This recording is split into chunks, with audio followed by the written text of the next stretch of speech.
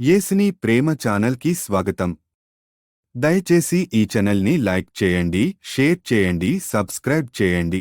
ప్రియ శ్రోతలు, మీ బైబిళ్ళు తెరవండి. ఈరోజు మనము 128, 129 కీర్తనలు అధ్యయనం చేయబోతున్నాము. సావధానంగా పాఠం వినండి. 128వ కీర్తన కుటుంబ కీర్తన. కుటుంబానందం మీద దేవుని ఆశీర్వాదం నిలిచి ఉంటుంది. యెహోవాయందు భయభక్తులు కలిగి ఆయన త్రోవలందు నడిచే వారందరూ ధన్యులు. యెహోవా దేవుడంటే భయభక్తులు కలిగి ఆయన విధానాలను అనుసరించి నడుచుకునే వారందరూ ధన్యులు. నీవు కష్టించి సంపాదించుకున్న అన్నం తింటూ సంతోషిస్తావు. నిశ్చయముగా నీవు నీ చేతుల కష్టార్జితము అనుభవిస్తావు. నీవు ధన్యుడవు, నీకు మేలు కలుగుతుంది, నీవు క్షేమంగా ఉంటావు. నీ లోగిట నీ భార్య ఫలించే ద్రాక్షవల్లి వలె ఉంటుంది. అనగా నీ ఇంట్లో నీ భార్య ఫలవంతమైన ద్రాక్ష చెట్టులాగా ఉంటుంది. నీ భోజనపు బల్ల చుట్టూ నీ పిల్లలు ఆలివు మొక్కల వలె ఉంటారు. యెహోవాయందు భయభక్తులు గలవాడు ఈలాగు ఆశీర్వదించబడతాడు. వారికి దైవాశీస్సులు ప్రాప్తిస్తాయి. సీయోనులో నుండి యెహోవా నిన్ను ఆశీర్వదిస్తాడు. నీ జీవిత కాలమంతా, అనగా నీవు బ్రతికినన్నాళ్ళు యెరూషలేముకు క్షేమం కలగడం నీవు చూస్తావు. యెరూషలేము అభివృద్ధిని నీవు చూస్తావు. నీ పిల్లల పిల్లలను 2 తరాల వరకు నీవు చూస్తావు. ఇశ్రాయేలుపై సమాధానము, శాంతి నిలిచి ఉండునుగాక. శ్రోతలు వింటున్నారా? కుటుంబీకులందరూ దేవుని పట్ల భయభక్తులు గలవారై ఉండాలి. భర్త కష్టించి పనిచేస్తాడు, కుటుంబాన్ని పోషిస్తాడు. కుటుంబ ప్రార్థనలు ఎడతెగక జరుగుతూ ఉంటాయి. రోజూ కనీసం ఒక్కసారైనా కుటుంబమంతా కలిసి ప్రార్థించాలి.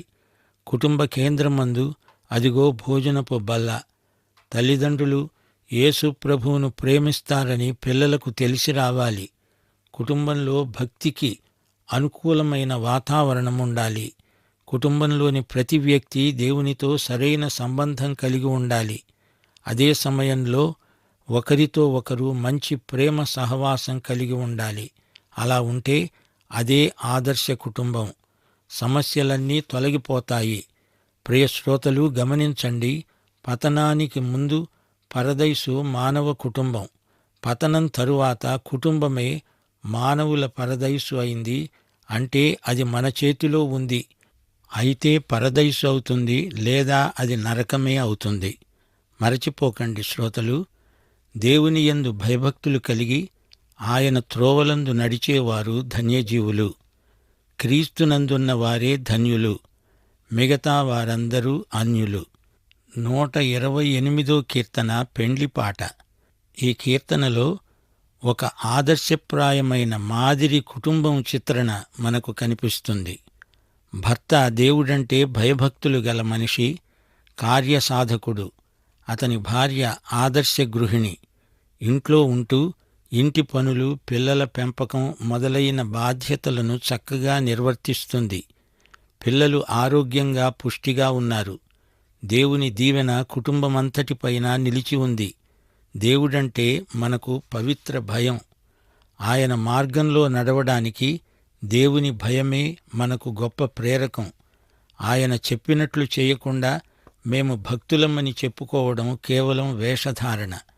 పాత నిబంధన వ్యవస్థలో కొన్నిసార్లు సంపదలు దేవుని ఆశీర్వాదానికి గుర్తులు. ఉత్తమ ఇల్లాలు భర్తను గౌరవిస్తుంది. ప్రేమతో ఆప్యాయంగా తన పిల్లలను సాకుతుంది. ఇంటి పనులు చాకచక్యంగా చేసుకుంటూ ఉంటుంది. ఇలాంటి ఆదర్శ కుటుంబానికి పునాది దైవ భయం, భక్తి. పునాది సరిగా ఉంటే జీవితమంతా నిరీక్షణ, ఆనందం, ఆశీర్వాదం. సీయోను, యెరూషలేము ఈ కీర్తనలో పేర్కొనబడ్డాయి. దేశం మొత్తానికి క్షేమము, భద్రత కలగాలని గేయకారుని ఆకాంక్ష. ఈ కీర్తనలో కుటుంబారాధన వాతావరణం నిండి ఉంది. ధన్యత, ఆశీర్వాదం ఈ 2 ఆరాధనా ఫలితాలే. దేవుని ఆశీర్వాదానికి మూలము, పునాది దేవుని యందలి భయభక్తులే. క్రైస్తవ గృహిణి ఫలించే ద్రాక్షవల్లి. సరే శ్రోతలు, మనమిప్పుడు 129 కీర్తన అధ్యయనం చేయబోతున్నాము. ఇశ్రాయేలు జాతి స్వరమిది. నా యవ్వన కాలము అనగా నా యువదశ మొదలుకొని పగవారు నాకు అధిక బాధలు కలుగచేస్తూ వచ్చారు. నా యువత నుంచి చాలాసార్లు నా పగవారు నన్ను బాధిస్తూనే ఉన్నారు అని ఇశ్రాయేలు ఒక జాతిగా చెబుతోంది. అయినా వారు నన్ను జయించలేకపోయారు, నన్ను వారు ఓడించలేకపోయారు. దున్నేవారు నా వీపు మీద దున్నారు. వారు చాళ్లను పొడుగు చేశారు, అనగా పొడుగైన చాళ్లలాంటి గాయాలు చేశారు. శ్రోతలు, ఇశ్రాయేలు బాధలు ఎలాంటివో ఊహించగలరా? భూమి దున్నబడినట్లు వారు దున్నబడుతున్నారు. ఎంతో బాధ, ఘోర హింస. అయితే పరోక్షంగా దేవుడే వారి పట్ల తీసుకున్న క్రమశిక్షణ చర్య ఇది. వారి వీపు చాళ్లవలే దున్నబడింది. ఎందుకు ఆ విధంగా దున్నవలసి వచ్చింది? విత్తనాలు వేయడానికి, పంట కోయడానికి అది అవసర చర్యే. భూమి పదునైతే విత్తనాలు ఫలిస్తాయి. కోపమనే విత్తనాన్ని నాటితే, ద్వేషమనే విత్తనం వేస్తే విషాముష్టి పంట కోయాల్సి వస్తుంది. 4వ వచనం, యెహోవా న్యాయవంతుడు, భక్తిహీనులు కట్టిన తాళ్లు ఆయన తెంచాడు. ఆయన మనకు న్యాయం చేకూరుస్తాడు. దున్నబడినప్పుడు కలిగిన గాయాన్ని ఆయన మాన్పుతాడు. తాళ్లను పగ్గాలను ఆయన తెంపేస్తాడు. దున్నటం ఆగిపోతుంది. శత్రువుల ప్రయత్నాలు విఫలమైపోతాయి. సీయోను పగవారందరూ సిగ్గుపడి వెనుకకు తిప్పబడుదురుగాక. వారు ఇంటి మీద పెరిగే గడ్డివలి ఉందురుగాక. ఎదగక మునిపే అది వాడిపోతుంది. కోసేవాడు తన గుప్పిలినైనా, పనలు కట్టేవాడు తన ఒడినైనా దానితో నింపుకొనడు. 8వ వచనం, దారిని పొయ్యేవారు యెహోవా ఆశీర్వాదము నీ మీద ఉండునుగాక, యెహోవా నామమున మేము మిమ్ములను దీవిస్తున్నాము అనరు. శ్రోతలు, ఈ కీర్తనలో యాత్రికుడు తన బాధలను తలపోసుకుంటున్నాడు. మోషే అరణ్యంలో మండుతున్న పొదను చూచాడు. ఆ పొద మండిపోతున్నది కాని అది కాలి బూడిద కాలేదు. ఇశ్రాయేలును దేవుడు కాపాడుతున్నాడు. యెహోవా ఆశీర్వాదము నీ మీద ఉండునుగాక అనే దీవెన ఇంటిలోనే కాదు, బయట కూడా వినపడాలి. ఇంట బయట ఆశీర్వాదమే. వృత్తి వ్యాపారాలలో కూడా ఆధ్యాత్మిక విలువలు అమలుపరచబడాలి. ఈ సందర్భంలో బోయజు మనకు జ్ఞాపకమొస్తున్నాడు. రూతు గ్రంథం 2వ అధ్యాయం 4వ వచనం. అతడు ఒక రైతు. రోజు పని ఆరంభించకముందు యెహోవా మీకు తోడై ఉండునుగాక అని చేను కోసేవారిని పలకరిస్తాడు. అప్పుడు వారు బదులు చెప్తారు, యెహోవా నిన్ను ఆశీర్వదించునుగాక. ఈ విధంగా వారు హాజరు పలుకుతారు. అలాంటి రోజులు ఇశ్రాయేలుకు 1000 ఏండ్ల పరిపాలనలో రాబోతాయి. పరలోకములోని దేవుని చిత్తం ఈ లోకంలో పూర్తిగా నెరవేరాలంటే ఆయన రాజ్యం రావాలి. శత్రువులకు తీర్పు తీర్చేది దేవుడే. వారు గడ్డిలాగా వాడిపోతారు. దేవుని ప్రజలు ఆ రోజున అంతటా దేవుని ఆశీర్వచనాలు వింటారు. దున్నే కాలం పంట కోసే కాలంలోనే ఫలవంతమవుతుంది. దున్నబడే బాధ పంట కోసే సందర్భంలో ఆనందంగా మారిపోతుంది. ఈ కీర్తనలో దున్నబడడం అనే ఉపమానం మరొకసారి పరిశీలించండి. దున్నేవాడు నా వీపు మీద దున్నారు, చాళ్లను పొడుగు చేశారు. ఈజిప్టులో ఉండగా ఇశ్రాయేలు జాతి ఇలాంటి అనుభవాలెన్నో పొందింది. అయితే దేవుడు వారిని విమోచించాడు, విడుదల చేశాడు. వీపును చాళ్లుగా దున్నడం యేసు పొందిన శిలువ శ్రమలను సూచిస్తుంది. సిపాయిలు యేసును కొరడాలతో వీపు మీద వాతలు పడేట్లు కొట్టారు. వీపునే దున్నినట్లు అవి చాళ్లుగా ఏర్పడినట్లు యేసు ప్రభువు వీపు కనపడింది. యోహాను సువార్త 19వ అధ్యాయం 1వ వచనం. పిలాతు యేసును పట్టుకొని ఆయనను కొరడాలతో కొట్టించాడు. యేసు ప్రభువు శిలువ వేతను ఈ ప్రవచనంలో మనము చూడగలం. శిలువపై వేలాడే వ్యక్తిని తాళ్లతో కడతారు. ఆ తాళ్లను దేవుడు తెంచివేసినట్లు ప్రవచించబడింది. శ్రోతలు 129 కీర్తనలోని అంతరార్థం గ్రహించారా? 128 కీర్తనలో విశ్వాసుల కుటుంబాలు ఎంతో సౌభాగ్యవంతంగా ఉంటాయని నేర్చుకున్నాము. అయితే అడపాదడపా విశ్వాసులకు, నీతిమంతులకు బాధలు తప్పవు. అది దేవుని క్రమశిక్షణ. ఈ చర్య విశ్వాసుల మేలుకే గాని మరో కారణమేమీ ఉండదు. రోమాపత్రిక 8వ అధ్యాయం 28వ వచనం అంటోంది, దేవుణ్ణి ప్రేమించేవారికి, అనగా దేవుని సంకల్పము చొప్పున పిలువబడిన వారికి సమస్తము వారి మేలుకే సమకూడి జరుగుతుంది. అంటే దేవుడు అలా జరగనిస్తాడు. క్రమశిక్షణ వేధింపు కాదు, వధ కాదు. ఇశ్రాయేలు జాతీయ చరిత్ర ఈ సత్యాన్ని ధృవీకరిస్తుంది. ఈజిప్టులో ఇశ్రాయేలు ఒక జాతిగా సంఘటితమైంది. వారు సంఖ్యలో విస్తరిస్తున్న కాలమది. ఆ కాలంలో ఇశ్రాయేలు జాతి అనుభవించిన కష్టాలు ఇన్నీ అన్నీ కావు. నిర్గమకాండం 1వ అధ్యాయమంతా ఇశ్రాయేలు జాతి యువదశలో వారికి సంభవించిన కష్టాలు గ్రంథస్థం చేయబడి ఉన్నాయి. నా యువత అంతా ఈజిప్టులో బాధల్లోనే గడిచింది అంటున్నాడు గేయకారుడు. వారి చరిత్ర అంతటిలో పొరుగు రాజ్యాల వల్ల ఎన్నెన్నో కష్టాలు, శ్రమలు కలిగాయి. ఇశ్రాయేలును సమూలంగా నాశనం చెయ్యాలని అనేక మంది శత్రువులు ప్రయత్నించారు గాని వారి ప్రయత్నాలన్నీ విఫలమైపోయాయి. కొత్త నిబంధన సంఘానికి కూడా దేవుని అభయ వాగ్దానమిదే.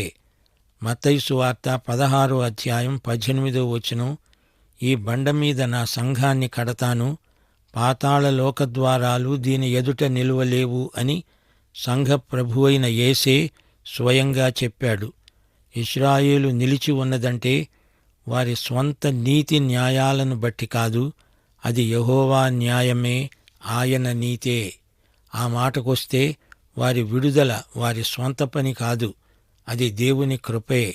సైతాను తన నాగలితో మనల్ని దున్ని, మనల్ని ఖండఖండాలు చేసి, మనల్ని చిన్నాభిన్నం చెయ్యాలని చూస్తాడు. సైతాను అలా చేస్తుంటే దేవుడు అలా జరగనిచ్చాడంటే ఉత్తరోత్తర అది మన మేలుకే. మనలో పండబోయే పంట దేవునిదే. ఈ నాగేటి చాళ్లలో దేవుడు తన విత్తనాలు నాటుతాడు. మన గాయాలపై దేవుడు తన చల్లని చేతిని ఉంచుతాడు. మన కష్టాలలో నుంచే దేవుడు ఫలాలు పండిస్తాడు. ఇశ్రాయేలు జాతి యావద్బాధలో ఆయన బాధనొందాడు. యెహోవా న్యాయశీలాన్ని ఆయన ప్రజలు శంకించకూడదు. మన మేలే దేవుని ధ్యేయం అని మనము మరువకూడదు. సీయోను పేరుతో, యెరూషలేము పేరుతో దేవుడు సంయుక్తమైనట్లు మనం గ్రహించాలి. ఆయన నామము అక్కడ ఉంది. సీయోనుపై పగబట్టిన వారికి సిగ్గు, భంగపాటు, నాశనమే తగిన శాస్తి. యెరూషలేమును, సీయోనును ద్వేషించే వారి మీద దేవుని శాపం నిలిచి ఉంటుంది అనేదే ఈ కీర్తనలోని ప్రవచనం. మరో మాట, ఇశ్రాయేలు శ్రమలు పొలం దున్నడానికి పోల్చబడ్డాయి. నీవు పొలంలో నేలమీద బోర్లపడి ఉండగా నీ వీపును నాగలితో చాళ్లుగా దున్నితే ఆ బాధ ఎంత దుర్భరమో ఊహించగలరా? శత్రువుల వల్ల ఇశ్రాయేలు జాతి ఎన్నెన్నో శ్రమలకు గురి అయింది. అయితే అలాంటి శ్రమలు మన మేలు కోసం దేవుడే రానిచ్చినప్పుడు పరోక్షంగా మనకు మేలే కలుగుతుంది. అందులో నుండి దేవుడు మంచి పంట రప్పిస్తాడు. అది దేవుని క్రమశిక్షణా విధానంలో భాగంగా మనం గుర్తిస్తాము. దున్నబడిన చాళ్లలో నీవు నేను మంచి విత్తనాలు వేయాలి. ఎవడు ఏది విత్తుతాడో అదే పంట కోస్తాడు అనే న్యాయం ఇక్కడ వర్తిస్తుంది. గలతీ పత్రిక 6వ అధ్యాయం 7వ వచనం. కోపము, అసహనం, సణుగు మొదలైన విత్తనాలు వేశావనుకో పంట చెడిపోతుంది. దేవుని ఆశీర్వాదాలుండవు. భూమి అంతా శపితమైపోతుంది. ముండ్ల కంపలు, గచ్చ పొదలు మొలుస్తాయి. జాగ్రత్త. ప్రభువు నీకు సహాయం చేస్తాడనే విశ్వాసం నీకుండాలి. దేవుడు తగిన కాలంలో సమయోచిత సహాయం చేస్తాడు. చాళ్లు ఆగిపోతాయి. దేవుడు తాళ్లను తెంచిపారేస్తాడు. శత్రువుల పని ఆయనే పట్టిస్తాడు. శత్రువులకు శృంగభంగమవుతుంది. దేవుడు ఇశ్రాయేలు శత్రువులకు తీర్పు తీర్చే రోజు వస్తుంది. శత్రువులకు అపజయం సిగ్గు. శత్రుమూక గడ్డిలాగా ఎండిపోతారు, మండిపోతారు. ఆశీర్వచనాలు దేవుని ప్రజల చెవులకు వినపడతాయి, వారి చేతుల్లో కనపడతాయి. నాగేటి చాళ్లలో నుండి బంగారు పంట పండుతుంది. శ్రోతలు వింటున్నారా? గేయకారుడు ఇశ్రాయేలు జాతి అనుభవాలను ఈ కీర్తనల్లో బహు క్లుప్తంగా అర్థవంతంగా వివరిస్తున్నాడు. దుష్టులు, దుర్మార్గులు వారిని ఎంత శ్రమపెట్టినా, హింసించినా యెహోవా తమను తప్పకుండా కాపాడతాడు అనే ఆశాభావం వారికున్నది. సీయోనును ద్వేషించే వారిపై దేవుని ఉగ్రత నిలిచి ఉంటుంది. ఈ కీర్తనలోని మొదటి 4 వచనాలలో విమోచన వాగ్దానం ఉంది. తమను బాధపెట్టే వారికి బాధ, తమను హింసించే వారికి శిక్ష. శత్రువుల అపజయాన్ని ఇశ్రాయేలు ఎలుగెత్తి చాటాలి. ఇశ్రాయేలు వీపును చూడండి. శత్రువులు వీరి వీపును చాళ్లుగా దున్నారు. అది ఇశ్రాయేలు జాతి బాధకు పరాకాష్ఠ. నీతిగల యెహోవా తన ప్రజలను కాపాడతాడు, విమోచిస్తాడు, విడుదల చేస్తాడు. నాగలి, తాళ్ళు అన్నీ దేవుడు తొలగిస్తాడు. దేవుడు తన ప్రజలను శత్రువుల బారి నుండి విడిపిస్తాడు. 5 నుండి 8 వచనం వరకు ప్రార్థన ఉంది. దేవా, నీ సీయోనును ద్వేషించే వారిని శిక్షించు. నీ నగరమైన యెరూషలేమును ద్వేషించే వారికి తీర్పు తీర్చు. గడ్డిలాగా వారు ఎండిపోవాలి. ఇంటి కప్పు మీద మొలిచిన గడ్డి మొక్కలు త్రుటిలో ఎండిపోతాయి. శత్రువులకు అలాంటి శాస్తి జరగాలి. దేవుని ఆశీర్వాదాలు దేవుని ప్రజలకే. దుర్మార్గులకు ఆశీర్వాదాలు రావు. శాపమే తగులుతుంది, నాశనమే మిగులుతుంది. ఆశీర్వాదమున్న చోట శాపముండదు. పగవారు నన్ను బాధించారు గాని నన్ను వారు ఓడించలేకపోయారు. దేవుడు మన పక్షమున ఉండగా మనకు విరోధి ఎవరు? దుర్మార్గులు నన్ను బంధించిన తాళ్లను దేవుడే తెంచేశాడు. శత్రువుకు దొరికేది ఎండిపోయిన గడ్డి, మట్టిలో కలిసిపోయిన కంకులు. శత్రువు గుప్పిట్లో ఒడిలో మిగిలేది ఏదీ ఉండదు, ఇంత మన్ను తప్ప. శ్రోతలు, 129వ కీర్తన ఇంతటితో ముగిసింది.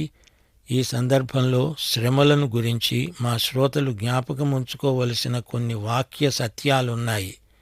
1 యోహాను 3వ అధ్యాయం 16వ వచనం అంటోంది, యేసు మన కోసం తన ప్రాణం పెట్టాడు గనుక దీనివలన ప్రేమ ఎలాంటిదో తెలుసుకుంటున్నాము. యేసు మన పక్షాన సైతాను శోధనలను ఎదుర్కొని గెలిచాడు. యేసు మహాశ్రమబాధితుడు. ఆయన శ్రమలు మన విమోచనకు ఆయన చెల్లించిన వెల. క్రీస్తు మనలో ఉండి శ్రమానుభవంలో మనకు తోడ్పడుతున్నాడు. నిరుత్సాహపడకండి, శ్రమలలో దేవుని కృప మనకు చాలు. యాకోబు పత్రిక 1వ అధ్యాయం 12వ వచనంతో ఈ పాఠం ముగిస్తాము. శోధన సహించేవాడు ధన్యుడు. అతడు శోధనకు నిలిచిన వాడై ప్రభువు తనను ప్రేమించే వారికి వాగ్దానము చేసిన జీవ కిరీటం పొందుతాడు. శ్రోత, నీ సంగతేమిటి? నీకా జీవ కిరీటం వస్తుందా? పాఠం ఇంతటితో సమాప్తం. మన ప్రభు అయిన యేసుక్రీస్తు వారి దివ్యకృప, తండ్రి అయిన దేవుని పరమ ప్రేమ, పరిశుద్ధాత్మ యొక్క అన్యోన్య సహవాసము, సమాధానము మనకందరికీ సదాకాలము తోడై ఉండునుగాక. ఆమేన్. దయచేసి ఈ ఛానల్ని లైక్ చేయండి, షేర్ చేయండి, సబ్స్క్రైబ్ చేయండి.